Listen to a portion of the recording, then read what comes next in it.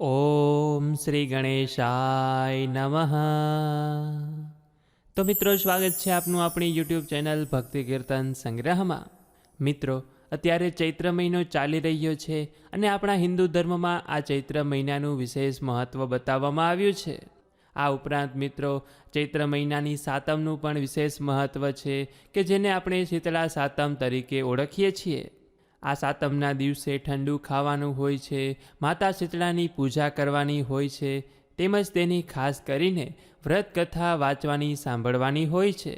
તો મિત્રો, હું આપનો ઝાઝો સમય ન લેતા હવે આપણે આ શીતળા સાતમની વ્રતની કથા સાંભળીએ। તો આપ સૌ લોકો પણ મારી સાથે આ વ્રત કથા સાંભળજો, હાથમાં ચોખા રાખજો અને ત્યાર પછી હવે આપણે શીતળા સાતમ વ્રતની કથાની શરૂઆત કરીએ।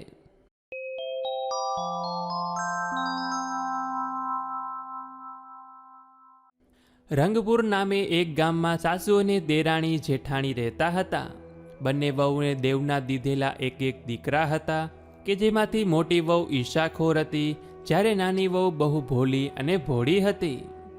એક વખત એવું થયું કે ચૈત્ર મહિનાની છઠનો દિવસ આવ્યો અને સાસુએ નાની વહુને રાંધવા બેસાડી।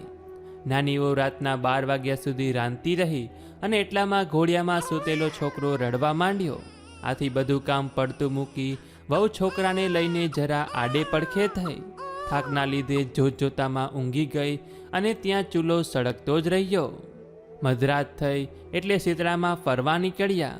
તેમાં ફરતા ફરતા આ નાની વહુના ઘેર આવ્યા અને તે ચૂલામાં આરોટ્યા। પણ આ શું?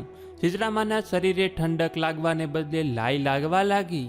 આખા શરીરે દાઝી ગયા અને આથી તેમણે ગુસ્સે થઈ વહુને શાપ આપ્યો કે જેવું મારે શરીર બળ્યું એવું તારું પેટ બળજો। સવારમાં ઉઠીને જોયું તો ચૂલો સળગી રહ્યો હતો। પડખામાં સૂતેલો છોકરો મૃત દશામાં હતો। તેનું આખું શરીર દાઝી ગયું હતું અને નાની વહુ ચોધાર આંસુએ રડવા લાગી। તેને ખ્યાલ આવી ગયો કે જરૂર શીતળામાએ શાપ આપ્યો હશે। તે રડતી રડતી સાસુમા પાસે ગઈ અને બધી વાત કહી સંભળાવી। સાસુમાએ સાંત્વન આપતા કહ્યું કે તું શાંત થઈ જા, શીતળામા પાસે જઈ કરગરજે, માં સૌ સારા વાના કરશે। સાસુમાના આશીર્વાદ લઈ છોકરાને ટોપલામાં નાખી નાની વહુ ચાલી નીકળી। રસ્તામાં 2 તલાવડી આવી અને બંને તલાવડીના પાણી એકબીજામાં ભળી જતા હતા। બંને છલોછલ ભરેલી હતી, પણ કોઈ જન જનાવર કે પશુ પક્ષી કોઈ તલાવડીનું પાણી પીતું ન હતું અને જો પીવે તો તાત્કાલિક મૃત્યુ પામતું હતું। નાની વહુને જોઈ તલાવડીએ બોલી, બહેન તું ક્યાં જાય છે? નાની વહુ કહ્યું, હું શીતળામા પાસે મારા સાપનું નિવારણ કરવા જાઉં છું। તેમના કોપથી મારો દીકરો મૃત્યુ પામ્યો છે, એને સજીવન કરવા માટે। તલાવડી કહે છે, બહેન અમે એવા તે સાપ આપ કર્યા હશે કે અમારું કોઈ પાણી પીતું નથી। જો ભૂલ ચૂકે કોઈ પીવે છે તો મૃત્યુ પામે છે, માટે મહેરબાની કરીને અમારા પાપનું નિવારણ શીતળામાને પૂછતી આવજે। નાની વહુ ડોકું હલાવી આગળ આવી તો આગળ જતા રસ્તામાં તેને 2 આખલા મળ્યા। તેમની ડોકે ઘંટીના પર લટકતા હતા અને તેઓ લડતા હતા। નાની વહુને જોઈ આખલાઓ બોલ્યા કે બહેન તું ક્યાં જાય છે? મારા સાપનું નિવારણ કરવા શીતળામા પાસે જાઉં છું। આખલા કહે છે કે અમે એવા તે સાપ આપ કર્યા હશે કે અમે સદાય લડ્યા જ કરીએ છીએ। મહેરબાની કરી અમારા પાપનું નિવારણ પણ પૂછતી આવજે ને। નાની વહુ તેમને હા કહી ત્યાંથી આગળ આવી। થોડે દૂર ગયા પછી તેણે જોયું તો બોરડીના ઝાડ નીચે એક ડોશીમાં પોતાના જીથરા જેવા વાળ ખંજવાળતા બેઠા હતા। ડોશી વહુને પોતાની તરફ આવતી જોઈને કહેવા લાગી કે બહેન આમ હાફળી ફાફળી થતી ક્યાં જાય છે? આ ટોપલામાં શું લઈને જાય છે? નાની વહુ તેમની પાસે આવી અને તેમની સઘળી વાત જણાવી। ડોશીમાં તો જાણે કંઈ સાંભળ્યું જ ન હોય એમ પોતાના સ્વાર્થની વાત કહેવા લાગ્યા। અલી જરા મારું માથું જોઈ આપને, ક્યારની જુઓ વિતાડ્યા કરે છે। વહુ તો દયાળુ હતી, તેની શીતળામા પાસે જવાની ઉતાવળ હતી, છતાં તે પોતાના છોકરાને ડોશીના ખોળામાં મૂકી તેમની જુઓ વીણવા બેઠી। થોડી વારે ડોશીમાની ખંજવાળ મટી ગઈ। તેમણે નાની વહુને આશીર્વાદ આપતા કહ્યું કે જેવું મારું માથું ઠર્યું એવું તારું પેટ ઠરજો। અને આટલું બોલતા ચમત્કાર થયો.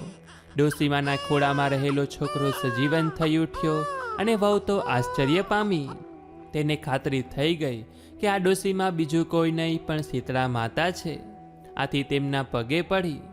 ત્યારબાદ વહુએ તલાવડીઓના પાપનું નિવારણ પૂછતા શીતળામાં બોલ્યા કે બેટી, પૂર્વજન્મમાં તેઓ બંને શોકીઓ હતી. આથી તેઓ રોજ ઝઘડિયા કરતી હતી. કોઈને શાક છાશ આપે નહીં અને આપે તો પણ પાણી નાખીને આપે. આથી એમનું પાણી કોઈ પીતું નથી, પરંતુ તું એમનું પાણી પીજે એટલે એમના પાપોનો નાશ થશે. એ પછી વહુએ આખલાઓના સાપ વિશે પૂછ્યું. તેના જવાબમાં શીતળામાં બોલ્યા કે બેટી, ગયા વહુમાં બંને દેરાણી જેઠાણી હતા. તેઓ એટલા બધા ઈર્ષાળુ હતા કે કોઈને દળવા ખાંડવા દેતા ન હતા. આથી આ ભવે તેઓ આખલા બનીને એમના ડોકે ઘંટીના પડ બાંધીને લડ્યા કરે છે. તું તેમના ડોકેથી ઘંટીના પડ છોડી નાખજે, આથી એમનું પાપ દૂર થશે. નાની વહુ ખુશ થતી શીતળામાના આશીર્વાદ લઈ છોકરાને લઈ પાછી ફરી. રસ્તામાં પેલા આખલા મળ્યા તો વહુએ તેમની શીતળામાની વાત કહી સંભળાવી અને એમના ડોકેથી ઘંટીના પડ છોડી નાખ્યા. આથી તેઓ લડતા બંધ થઈ ગયા અને આગળ ચાલતા તલાવડીઓ પાસે વહુ આવી પહોંચી. તેમને પણ વહુએ શીતળામાની વાત કહી સંભળાવી અને એમના સાપના નિવારણ રૂપ તેમાંથી ખોબો ભરીને પાણી પીધું. ત્યારબાદ સૌ પાણી પીવા તલાવડી પાસે આવી પહોંચ્યા અને વહુ ખુશ થતી છોકરાને લઈ ઘેર આવી પહોંચી. સાસુમાં છોકરાને જીવતો જોઈ ખૂબ ખુશ થઈ ગયા, પણ જેઠાણી તો ઈર્ષામાં બળીને રાખ થઈ ગઈ. બીજા ચૈત્ર માસમાં જ્યારે છઠ આવી ત્યારે જેઠાણીને થયું, હું પણ દેરાણી જેવું કરું, આથી મને પણ શીતળામાં દર્શન આપશે. એ તો રાત્રે ચૂલો સળગતો રાખીને સૂઈ ગઈ અને મધરાત થતાં શીતળામાં ફરતા ફરતા ત્યાં આવી પહોંચ્યા અને ચૂલામાં આડોટવા લાગ્યા. આથી તેમનું શરીર દાઝી ગયું અને એમણે ગુસ્સે થઈ શ્રાપ આપ્યો કે જેવું મારે શરીર બાળ્યું એવું એનું પેટ બળજો. બીજા દિવસે સવારે ઉઠીને જેઠાણીએ ઘોડિયામાં જોયું તો છોકરો મૃત પામ્યો હતો. આ બનાવથી દુઃખી થવાને બદલે જેઠાણી તો ઉલટાની ખુશ થઈ, પણ તે દેરાણીના પેઠે છોકરાને લઈ ચાલી નીકળી. રસ્તે ચાલતા બે તલાવડીઓએ પૂછ્યું, બહેન ક્યાં જાય છે? જેઠાણીએ મોં મચકોડતા કહ્યું, તમારે સી પંચાત? જોતા નથી મારો છોકરો મરી ગયો છે ને હું શીતળામાં પાસે જાઉં છું. તલાવડીએ કહ્યું, બહેન અમારું કામ પણ કરતી આવજે ને. જેઠાણીએ ધડ દઈને ના કહી ત્યાંથી આગળ વધી. આગળ જતા રસ્તામાં બે આખલા મળ્યા તો તેમણે પણ પોતાનું કામ કરવા જેઠાણીને કહ્યું, પરંતુ જેઠાણીએ તેમને પણ નન્નો સંભળાવી દીધો. આગળ જતા બોરડીના ઝાડ નીચે ડોસીમાં સ્વરૂપે શીતળામાં માથું ખંજવાળતા બેઠા હતા. તેમણે મોટી વહુને પોતાનું માથું જોઈ આપવા કહ્યું. આથી તેણે ગુસ્સે થઈ ડોસીને સંભળાવી દીધું, હું કાંઈ તારા જેવી નવરી છું તે તારું માથું ખંજવાળ્યા કરું? જોતી નથી મારો છોકરો મરી ગયો છે ને? આમ છણકો કરી તે ત્યાંથી ચાલી નીકળી અને આખો દિવસ રખડી પણ ક્યાંય શીતળામાનો ભેટો ન થયો.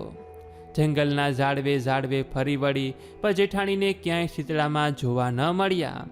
આથી રોતી કકડતી છોકરાને મરેલો લઈ ઘરે પાછી આવી.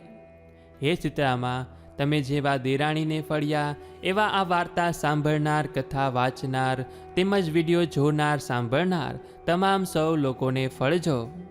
તો બોલે શીતળા માત કી જય. તો મિત્રો, આશા છે કે આપ સૌ લોકોએ મારી સાથે આ શીતળા સાતમની વ્રત કથા સાંભળી હશે.